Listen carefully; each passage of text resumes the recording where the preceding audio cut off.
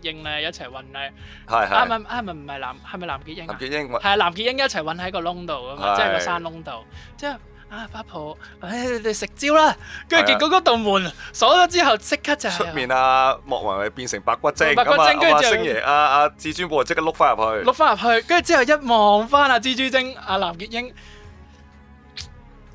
冤冤相報報何時何時了？打還打，唔好打面。唔好打面啊！咁所以呢樣咪就係經典，即係我都又要帶開小話題嘅。嗱，真係嘅，周星馳嘅戲真係影響緊，老中青三代都會講影響到呢家。其實嗰件事好周星馳啊，嗰啲人嗰變面嗰啲嘢，係咁拿捏人性嗰樣嘢係好人性嗰樣嘢。你望到㗎，成個魚龍柱，即係sorry，唔係魚龍柱啊，總之就係嗰個龍林柱。龍林部定唔知乜嘢啦，係總之嗰個身邊個個人狗咁樣，之後係聽候你差遣，跟住之後開個會，之後就冇人夠膽再 air 半句啊。開頭同個 plan 一樣嘅啫，講嘅嘢 exactly 一樣嘅啫，但係不過咧就係剩翻就係咩咧？收到係遵明。之前咧冇權嘅時候就係關我咩事啊？你揾第二個啦，死遠啲，唔關我事，呢單嘢唔係我跟開。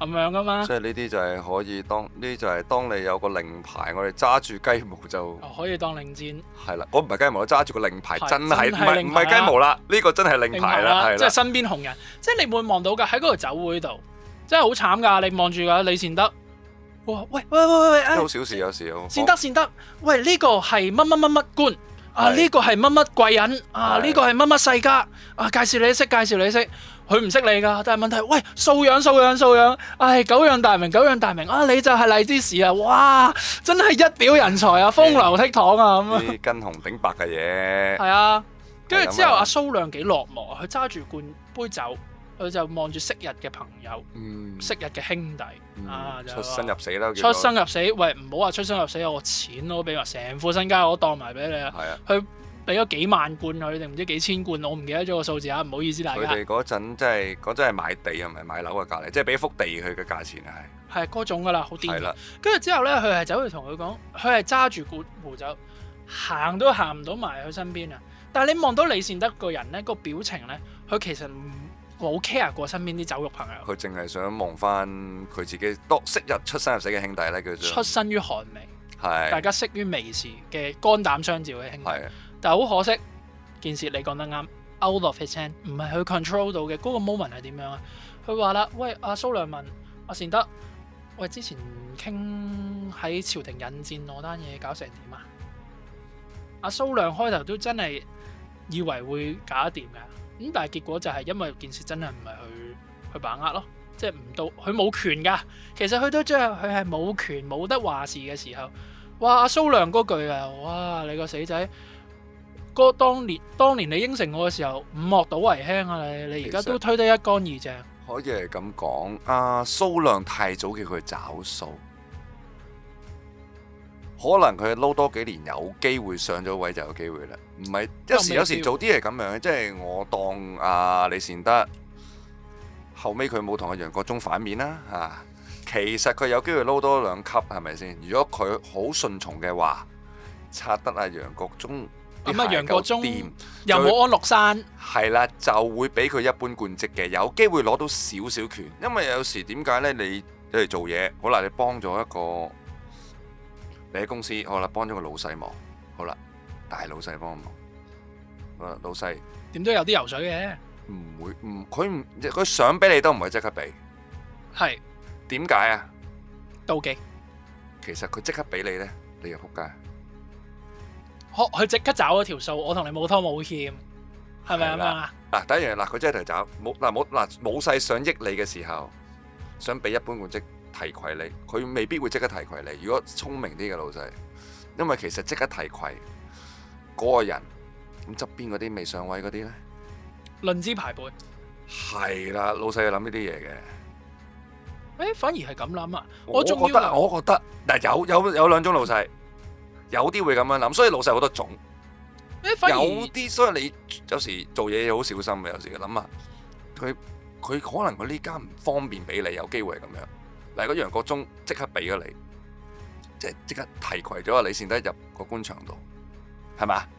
好啦，佢有政敵嘅喎，佢又未睇清李善德將來係咪完全睇佢忠心，或者佢完全嘅辦事能力係啦。其實佢提攜你之前，佢知道我提咗你，你係幫我立咗功嘅，但係跟住你係咪同我忠心？又第二件事嚟。你可能我提咗你，可能反我面嘅喎。即係楊國忠都好聰明嘅嘛，喺權力嗰度啊。原來係咁諗啊！係啦，反而我調轉喎。你調轉係咩想法？我覺得係點樣咧？就係我如果即刻同你找咗條數咧，就無拖無欠。係啦。我同你餐清，即係簡單啲嚟講係咩咧？呢個可能個比喻冇咁貼切，但係不過 hear me out。即係我覺得咧，就係你同一個女仔啦，個女仔即係食完餐飯咁樣咧，佢第一件事咧即刻同你 AA 搞掂咗佢咧。嗱，千祈唔好誤會啊！可能有啲女仔係真係好中意 AA 所以真係唔知啊，好公平嘅。所以兩邊都啱嘅，我哋。但係問題係咩咧？有啲女仔我識過咧，係就係話我而家你咁快找咗我，同你冇拖冇欠，咁我哋仲有下一次噶嘛？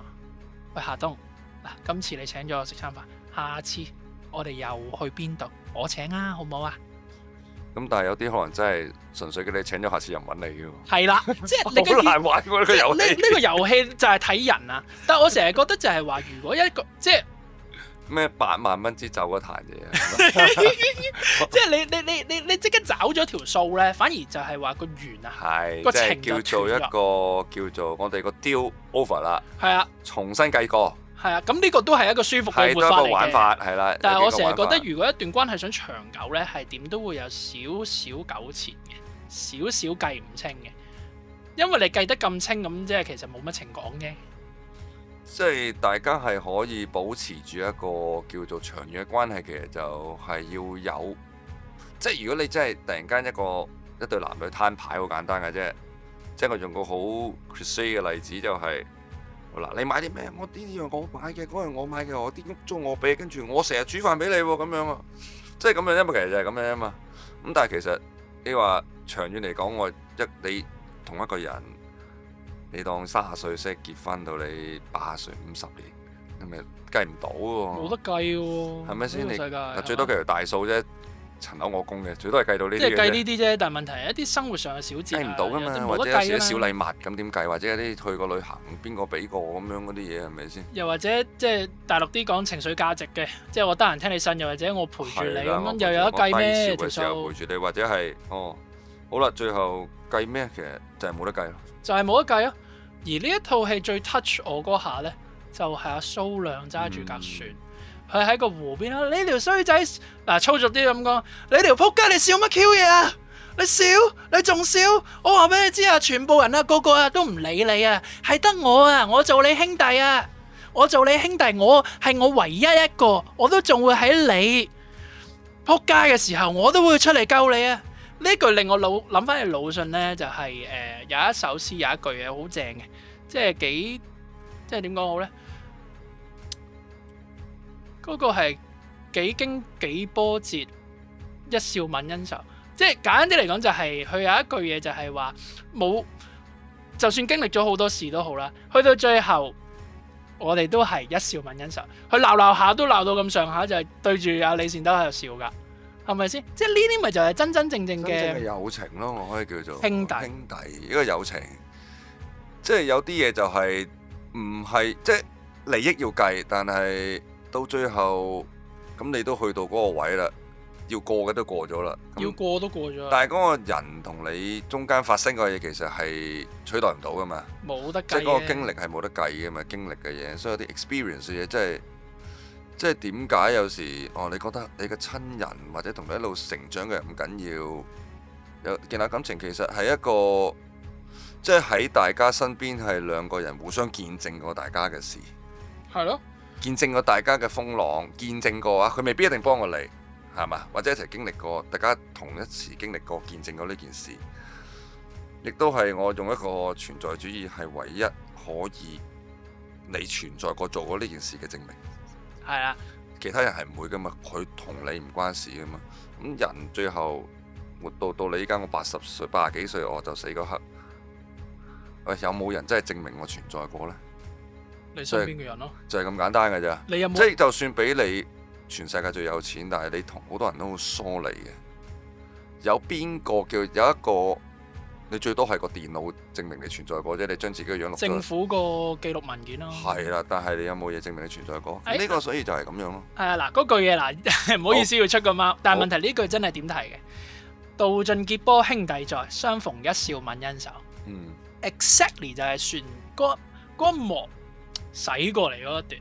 即係嗰段亦都係好，又係要讚歎下大鵬對嗰個人心嗰個把握咧。即係你諗下，啱啱7個站逃逸，跟住之後阿李善德望到哇，成頭白髮，血管都爆埋，眼嗰個血管都爆晒出嚟，望咗成日，去到最後就係望到呢一個永遠都估唔到嘅人。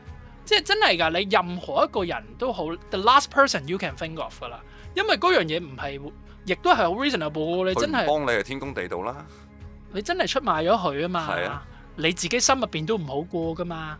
咁但係就係話都真係縱使係咁樣都好得翻嚟，呢啲咪就係兄弟情或者友情最可貴嗰樣嘢。即係記唔記得我哋頭先講緊就係話點解對人真心，就算係俾人揾笨柒都好，去到最後可能都會 worth 咧，即係唔係一定啊，但係可能會 worth 咧，就係你識到一個咁嘅數量咁患難知己嘅朋友。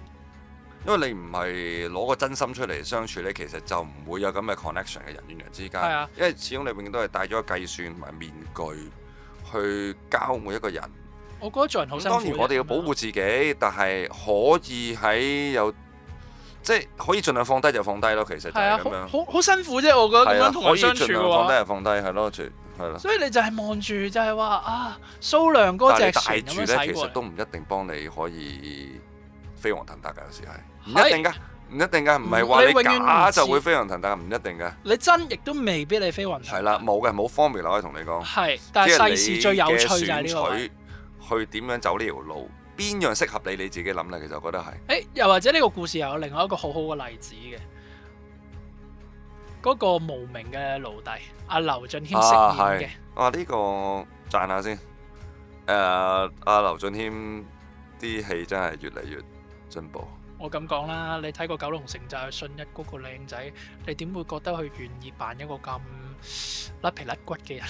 但係角色好搶嘅，係真係佢又做得到，係咯，即係佢又做到一個咁戇居嘅樣，又好似點樣？即係雖然佢整到咁嘅樣都仲有少少靚仔嘅，咁佢都冇辦法㗎啦。靚仔係咁啊，冇計冇計。即係整唔醜嘅冇計。係啊，即係靚仔冇計，即係好似阿哥哥啦，又或者梁朝偉咁樣整唔醜嘅，整極都唔醜冇辦法。即係簡單啲嚟講咩咧？梁朝偉咧扮歐陽鋒咧，嗰對孖腸雖然就算好笑都好，都係有幾分靚仔。你都唔覺得佢醜樣？係啊，真係冇計啊！呢個冇計啊！呢啲係屈機，有少屈機咁嗰啲就冇辦法啦。呢啲範圍之外啦，但係我想講嗰樣嘢係咩？嗱，其實又係另外一個例子嚟嘅。你對一個奴隸，其實 technically 咧，你係唔需要同佢分酒飲啦。係啊，你都唔使當佢係人嚟嘅，佢係你個財產，佢係一個物品喺嗰個年代。係，我真係唔需要去理會你嘅感受，我要你去死都仲得啊！但係問題咧，李善德咧亦都選擇當佢係一個人咁樣去看待，請佢飲酒，亦都應承過佢，就係話當去到長安嘅時候，就還佢自由之身。咁結果 in return 係乜咧？就係有人以捨命相報。